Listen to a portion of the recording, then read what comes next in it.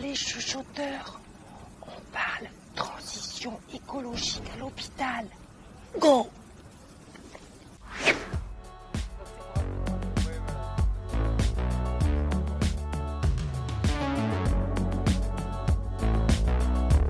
Je suis médecin dans un service de médecine interne et maladies infectieuses.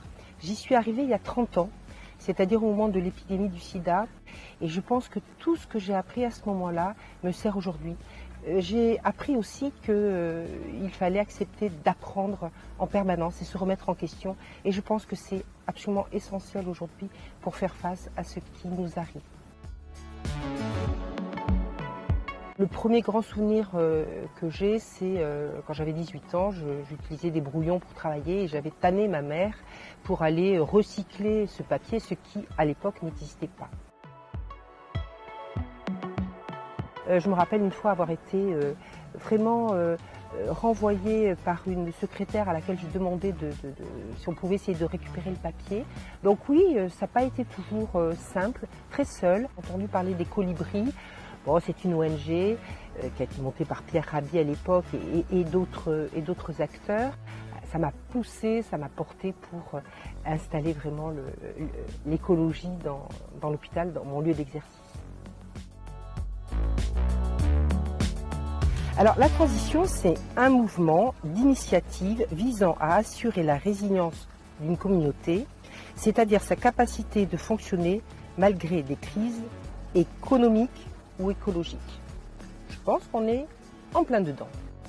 Je vous conseille ce livre que je trouve passionnant parce qu'il parle beaucoup de la transition, il donne plein d'exemples, mais surtout il nous invite à imaginer un monde différent. Et ça, c'est vraiment, je crois, ce dont nous avons besoin aujourd'hui. La transition à l'hôpital, oui, c'est possible et c'est même indispensable. C'est possible, nous sommes déjà en route. Et ce qu'il faut savoir, c'est que de nombreux établissements se sont lancés sur des actes de développement durable. Nos hôpitaux sont de gros consommateurs d'énergie. Il faut de l'électricité qui fonctionne quasiment 24 sur 24, les blocs opératoires qui tournent, on accueille en permanence, donc beaucoup d'énergie. Aujourd'hui, on est en train de remettre en question cet adage de l'usage unique pour tout le temps, et finalement revenir à de l'usage multiple, pour certains matériaux bien évidemment, on ne va pas revenir à la seringue à usage multiple, mais pour certains matériaux, on peut réutiliser, nettoyer. Alors bien sûr, ça coûte peut-être un peu plus cher au départ, mais finalement les études montrent que sur le long terme, on économise en réutilisant certains matériaux. À Toulouse, il y a un chirurgien qui a, par exemple, mis en place la Green Cataract, c'est-à-dire comment j'opère proprement, c'est-à-dire durablement, du bout en bout de mon intervention qui est absolument fréquente et développée partout. Aujourd'hui, les salariés, un grand nombre de salariés, pas tous bien sûr, mais un grand nombre de salariés ont envie de s'engager pour que leur unité devienne durable.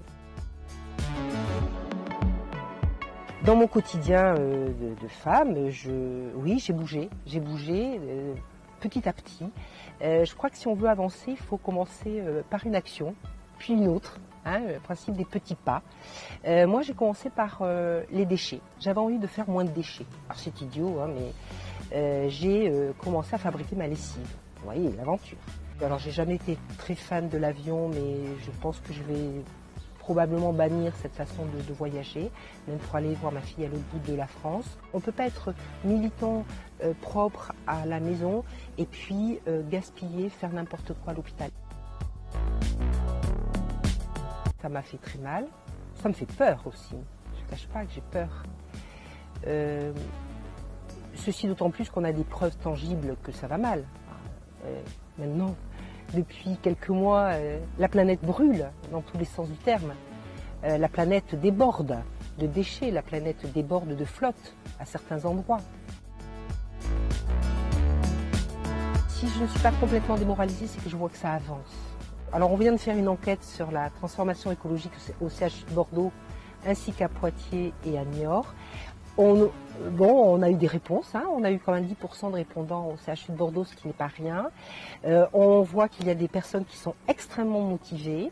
Donc ça, pour moi, c'est un facteur d'espoir. On a une révolution à opérer. Je me bats pour qu'on la fasse à l'amiable. C'est-à-dire qu'on l'anticipe, qu'on la planifie. Si elle ne se fait pas à l'amiable, elle se fera dans le chaos. Nicolas Hulot.